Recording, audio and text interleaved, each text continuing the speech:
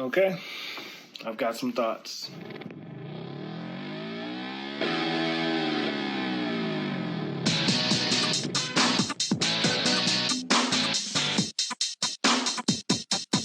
Guys, welcome back to Everything Anime Podcast. Here we talk about everything from anime, video games, manga, and whatever relevant topic we feel like talking about.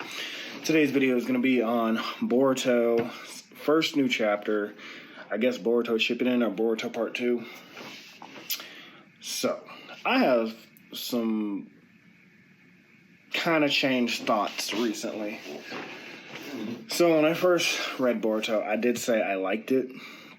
I thought it was interesting. However, this time skip, I think was way too early. Now, I know, like, in real time, it might match up to, like, Naruto's original time skip to Shippuden. It might match up to, like, where you think a story should skip. But, honestly, can you actually tell me what happened? Like, I mean, it's okay to have a short anime, right? Like, Shaman King is like 60 episodes. Soul Eater, I don't think it's that long. I'm trying to think of another short one. I don't think Raid Master was that long. Like, there are short anime. But, like, there's a build-up to that time. Fairy Tail had a time skip. But there was a lot of episodes. There was a lot of things that happened to lead up to it. I think in Boruto, there was like 5 missions max, maybe. I can't remember all of them. I know there was like a rich kid with like a card that Boruto wanted, and then I know the anime. I'll give the anime the time skip thing because like the anime is like 300 episodes in, but like manga wise, like I don't think enough happened for a time skip. But based off the major event that happened in the last chapter, it makes sense for a time skip. I just wish more would have built up because like having Boruto just come back and like seem like he's gotten way stronger, like, and why does everybody have a cut over their eye? Like, I know that's a thing in anime, but like everybody has one now, like a little ridiculous. The designs are okay. I think Kawaki looks like a gangster. I mean, whatever. If you like it, you like it. Sadara seems way too sexual for me, but whatever. And in Boruto, he looks cool, but like again, like, let me put it this way. The enemies that they faced so far don't seem as big as a threat as like Pain. Don't seem like a big as a threat as Orochimaru. Definitely not Madara, definitely not Obito. Because listen, Code creates claw marks in the ground and like he can come out of them, but he got his ass whooped several times in the previous chapters. And then you had the Shrink dude who Naruto used Baryon mode against, which I think I said I liked it at the time, but honestly, Baryon mode's not that... It's not a strong... To gauge Baryon mode is going to be kind of hard because the only accomplishments you've seen was that all he did was use taijutsu, and then at the 5 minutes he dies. Whereas, like, to use other anime, Goku can go in and out of Super Saiyan all the time. Well, Goku can go in and out of Super Saiyan Blue constantly, which nothing should ever be compared to Dragon Ball Z because Dragon Ball Z are planet destroyers casually. They casually destroy planets. Luffy can go in and out of Gear 5th casually. Ichigo's basically God. There's no way to scale Ichigo. Deku has all his one-for-all powers all the time. So as I'm saying, Baryon mode, it's hard to... We know that it's the strongest form that Naruto can get, but since he dies after 5 minutes, or Kurama dies, because Kurama sacrificed himself, but again, the user would die, I wouldn't say it's that strong, especially when you can't gauge it, especially when he's fighting somebody that just shrinks things. Like, I don't know if I praised it or not, but it doesn't seem like that's like such a dangerous power to have to go a whole new form for. And then, like I said, Ko got his ass whooped anyway, and Ko was supposed to be the strongest, and I think he got whooped by Damien or something. Like, how are we gauging how strong these cyborgs / androids are? Like, Ida is supposed to be the strongest, but like she's not a combatant. She just has like charm that naturally compels people to like her, except it doesn't work on Sadara for some reason. It doesn't work on Sadara and Boruto's friend, and it might not be working on Himawari for some reason. And then we've got who else? Damien, who supposedly can't be hit because if you think about hitting him or hurting him, the attack comes back at you or it can cut you in half or something. And it's like, well, how are you going to hit him? And I know they're going to make up something for it, but it's just like every time somebody shows up, It's like that Tower God effect. Like, the next person that shows up is way stronger than the last guy. And so, yeah, I mean, there's not really much to say. I know people made like 20-minute videos on this Boruto chapter, but honestly, nothing really happened aside from Sadara trying to convince Shikamaru, the 8th Hokage, which, I mean, makes sense. After Naruto, it would be Shikamaru. They, like, hey, Boruto's not a bad guy. It's not what you think. There's some kind of illusion going on. And Shikamaru being like, even if I did believe you, I would lose respect to the villagers. And then Sadara's argument was like, well, Sasuke did way worse crimes, and y'all still let Naruto become the Hokage. And man, how is she still a Genin? Like, don't do the Naruto thing where Naruto was still a Genin and became Hokage. Like, didn't they win the Chunin exams? I'm pretty sure I know Boruto got disqualified, but Sadara was in the Chunin exams. You're trying to tell me she didn't, like, make it to the finals or something? Or maybe she didn't. Or maybe they just, like, didn't do it again because this whole Naruto might be dead, but he's actually still away somewhere thing. I don't know. I think it's weird that she's still a Genin. And that would mean Boruto's still a Genin, even though we know they're going to be way above Genin level. Also, I hope the other characters get, because when you have an ensemble cast, you have to, like, give them all something to do. And My Hero does it bad because it's Class 1A. They all don't get the same treatment as Deku. And yes, I get Deku's the main character, but you have all of Class 1A. You have to spread them out. Like I said, Ochako got great development. The Fire and Ice dude, he got kind of good development. I just felt like it was rushed. But the engine guy, like, off-screen, like, you know what I mean? Like, a lot of these characters are off-screen. Whereas, like, I hate comparing One Piece, but it does have an ensemble cast. We have 10 Straw Hats to follow, and each of them get stronger. Each of them have their own things they want to do, and they achieve it. And Boruto, you have the same ensemble cast like Naruto did, except the only characters we ever got was Naruto, Sasuke, Sakura, and Kakashi. And then occasionally you get, like, a little Rock Lee development. Occasionally you get a little bit of Hinata development. Occasionally you get a little bit of Shikamaru development.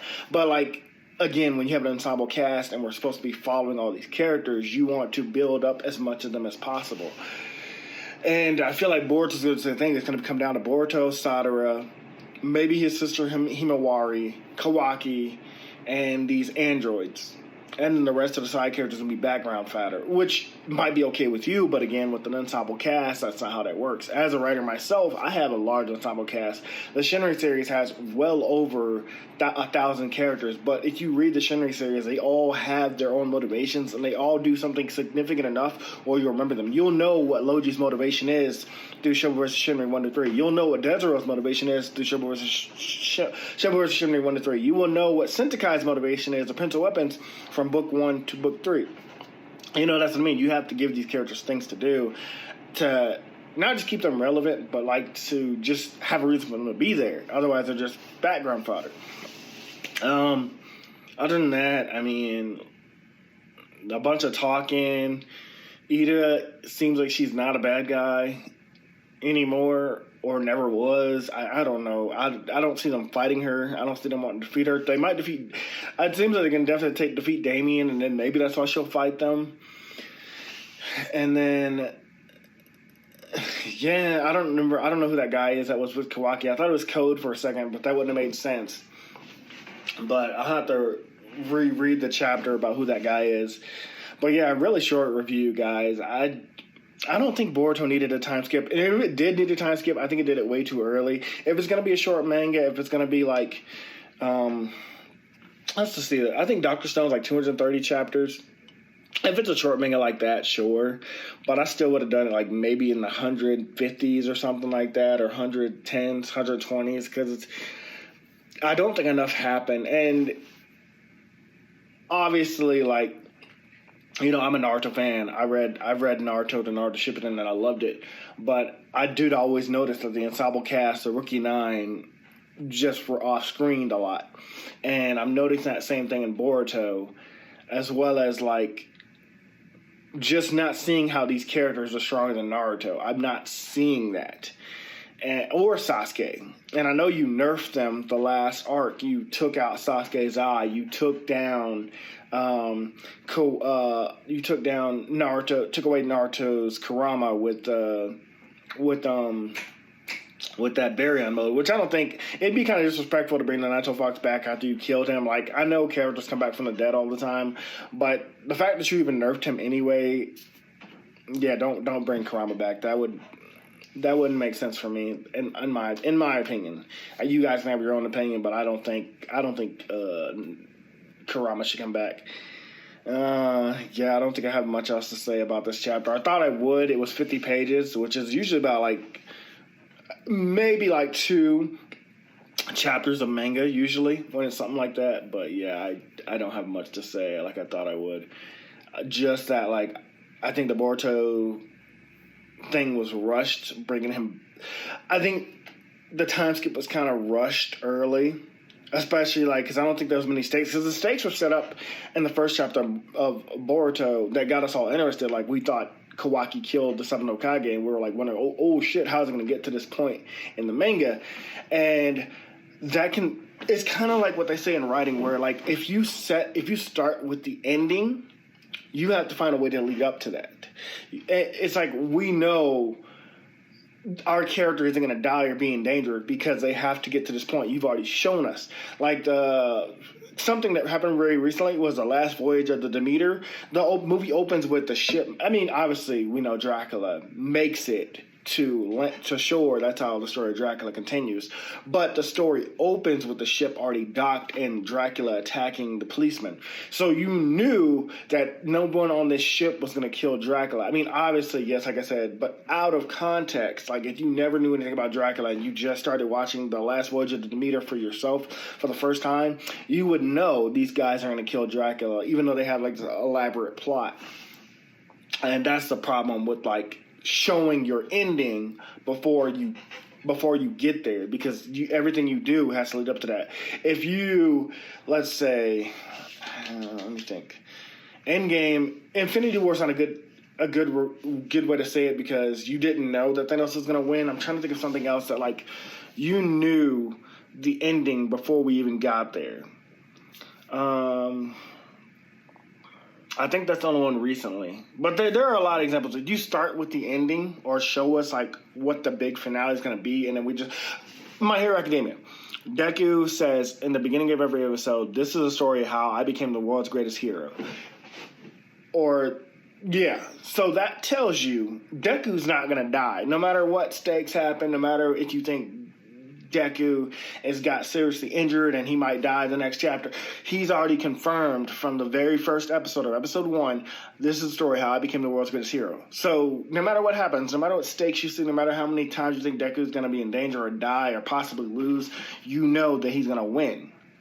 Obviously, main character, he's going to win. But again, out of context, you're already confirming the end of your story.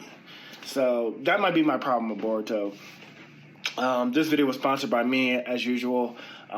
Check out the links below in the link tree. And thanks, guys, for watching. The next video, I think it's either going to be on Demon Slayer, Dr. Stone, or the One Piece live action. Whichever one I get done first. Have a good day, guys. This video is sponsored by the Shinry series. Check out our link in the link tree below for all our current published books. Starting with the Shinry series, Shobu Samurai Project Aryoku. 10 years after the death of his parents, Shobu Samurai sets off on a quest for revenge, but instead faces a choice to save his home from powerful enemies. If you love anime, manga, or anything of that nature, you'll definitely love the Shinry series. It's a great adventure to start with. Or, if you prefer LGBT fantasy, check out The Chronicles of Wayne, Love Be Damned. Cotton Candy, Full Moons. Fabled Lovers, A Cursed Virgin's Bite. If You Go, Where Monsters Dance, Red will Rain Over Your House. Love Be Damned is an LGBT fantasy fiction story about vampires, werewolves, and the first ever wolfman in the last 10 years. Thanks for watching, guys, and I hope you guys continue to support me and check out my videos. Bye for now. Thanks for watching. Like, comment, and subscribe.